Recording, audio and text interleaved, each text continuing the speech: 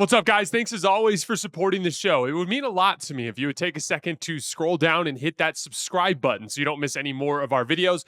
Also, make sure you follow us all over social media so you don't miss any of our content or show announcements. So all the reporting is that Bradley Beal is potentially going to reach a buyout with the Phoenix Suns as soon as today. So obviously we'll keep an eye on that over the next couple of days. It's been reported that he's canvassing the league looking for potential options. So what kind of team makes sense for Bradley Beal to join? I thought most of the issue for Bradley in Phoenix had to do with redundancy. His strengths lined up with the things the Suns were already great at, and his weaknesses lined up with the things Phoenix actually needed him to be good at. If you take a look at the numbers, they weren't bad. Availability was an issue. He only played 53 games in each season, but his production was there. 18 points per game as a third option, that's fine. 51% from the field, 41% from three, 81% from the line over the 2 years. That's 60% true shooting. He was very efficient. He shot 43% on unguarded catch-and-shoot jumpers. He was a knockdown catch-and-shoot guy. He shot 43% on pull-up jump shots, so he had the ability to hit shots off the bounce. He was efficient at the rim, 66% overall, according to Synergy, 64% on layups. The volume wasn't there, but a lot of that had to do with usage as well. But it was still fine, and he was efficient when he got there. His shot creation was fine. He was a 62nd percentile pick-and-roll creator, according to Synergy, a 72nd percentile ISO creator, according to Synergy. He was up over a point per possession, 1.01 points per possession in ISO, including passes. That's a really solid number. And yet in both years, the Suns were actually a better team when he was off the floor versus when he was on. They were 1.4 points better per 100 possessions when he was off the first year, 7.1 points per 100 possessions better without him last year. Why is that? Because Bradley Beal, over the years in Washington, had built out the habits that many lead guards in NBA history have built out. He was a capable defender. He could make some plays, but he wasn't used to the incredible possession-to-possession attention to detail that you need from a role player guard, whose job it is to do those things. When I would watch Phoenix tape, Bradley Beal was often the culprit in their defensive issues. He'd ball watch and get back cut, or he'd lose a shooter off the ball, or he'd give up an offensive rebound, or he'd miss a rotation. He'd have good reps on the ball because he's such a good athlete, but it wasn't consistent there possession to possession. And on a team that couldn't rebound and couldn't protect the rim, that was a problem. There wasn't the requisite athleticism behind him to clean up those mistakes. Now, it's typical for a basketball team to have on the team, on the floor, some guys that aren't necessarily great with dirty work. That's somewhat normal.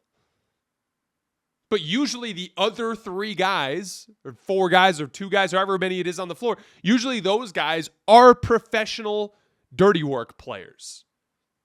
And Bradley Beal just added another guy who could handle a lot of offensive responsibility, except for he wasn't getting the ball all that much, and it just meant one less guy on the floor who specializes in dirty work.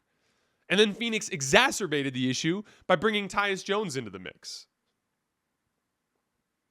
And it was just too much for those guys to overcome. Tyus Jones, Bradley Beal, Kevin Durant, and Devin Booker, that foursome literally had a negative net rating last year for the Phoenix Suns. For Phoenix, this is actually a big part of why I could see them being a more feisty, tougher, regular season team to play against. They'll now field a team with some professional dirty work guys like Dillon Brooks, like Ryan Dunn, with a substantially better center rotation. Now, Devin Booker and Jalen Green don't represent the best core of shot creators in the world, but that team should be more balanced. That doesn't mean they're going to go win a playoff series or anything, but on the nights when Jalen Green plays well, the Suns are going to be a pain in the ass to beat because of that balance finally being restored. So, with Bradley Beal soon to be a free agent, what kind of team makes sense for him? So this would be a team that doesn't need him to be a primary point of attack defender, that has the rim protection and rebounding to make up for some of his off-ball lapses, and that could actually make use of his high-volume ball handling.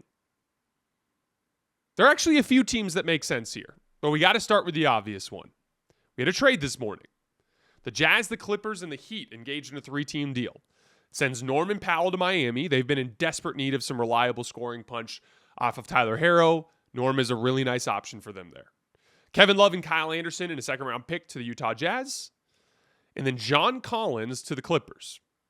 And suddenly, with Norman Powell's exit, a gaping hole in that scoring guard spot next to James Harden. So now the Clippers suddenly make a ton of sense as a Bradley Beal team. They have plenty of interior size and rebounding and rim protection that can cover for some of Bradley Beal's off-ball mistakes. They're suddenly very deep. They have an excellent power forward center rotation now. Even in bench groups, if Bradley Beal's playing with bench groups, Brook Lopez can help in that specific way. And now they're really light on ball handling. You have Kawhi Leonard, who played 37 games last year, and James Harden. Bradley Beal is almost the perfect type of player for this situation because when Kawhi is out of the lineup, which he's obviously going to be at minimum for 20, probably 30 or 35 games this year, Beal can scale up his usage and basically play as the secondary ball handler off of James Harden. And then when Kawhi is healthy, the Clippers can benefit from all of the offensive stuff we talked about earlier. Again, offense wasn't the issue with Brad in Phoenix. I read you guys the number. He was a 50, 40, 80 guy. He was efficient driving closeouts and spot-up situations. When he put the ball on the floor to run action, he was fine. Offense wasn't the issue in Phoenix. He will be able to help the Clippers in that way, but at the same time, they have the size and the rebounding and the rim protection to cover for him. And when Kawhi Leonard steps out of the lineup, he can step into that featured role on the ball and do an admirable job of that. In other words, they could benefit from Bradley Beal's strengths and they can withstand his weaknesses. So I think the Clippers make a ton of sense. They don't need him to guard the other team's best player. Chris Dunn and Derrick Jones Jr. can do that. And frankly, given Kawhi's injury history, it doesn't make any sense for the Clippers to move Norman Powell unless they know Bradley Beal is coming. So I'm guessing this ends up happening sooner than later. But again, it's not confirmed yet. Other teams that have been brought up that I've heard talk about Miami, but obviously that doesn't make a ton of sense now that they have Norman Powell. We're looking at big physical teams that need ball handling. Orlando makes some sense. Houston makes some sense. Like Bradley Beal next to KD in Houston makes some sense in a way that didn't back in Phoenix. Boston could use some shot creation. They don't have the means with which to make up for Bradley Beal's weaknesses, but they don't really have championship goals at this point. It more would just be bringing him into the system and seeing how the fit works. Milwaukee. This is another one that I've been thinking about a lot this morning. It'd be a tough sell for Beal. I don't think they can offer him as much money. But this is a team in Milwaukee that desperately needs his ball handling. Like he could literally step in the front door and be in the Damian Lillard role. He could walk right in as the lead shot creator off of Giannis.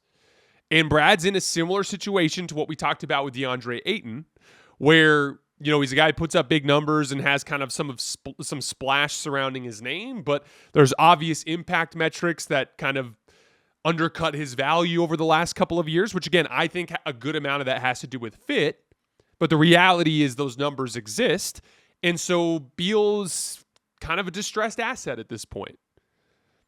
Going into a place in Milwaukee where he'd have a very good chance to make a conference finals run, at minimum, if not a finals run, to play alongside one of the best players in the league in a featured day one, I'm leading this team from the perimeter type of role, like that makes a lot of sense to me in Milwaukee. I haven't heard buzz there, but that I would argue if I was Bradley Beal, I'd rather go play in Milwaukee than play in Los Angeles with the Clippers.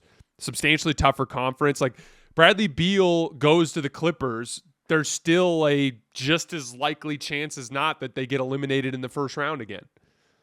You look at the top of the West, if it ends up being a Oklahoma City and a Houston and a Denver, if you fall to 6, 7, or 8, you're going to be an underdog in the first round. So, like, I look at Milwaukee as a really, really seamless option for Brad. I don't know if he'll seriously consider it. Again, I just don't think you make the Norman Powell deal if you're the Clippers unless you feel like Bradley's coming. So I would be shocked if he doesn't end up with the Clippers at this point, but Milwaukee makes a lot of sense for me as well.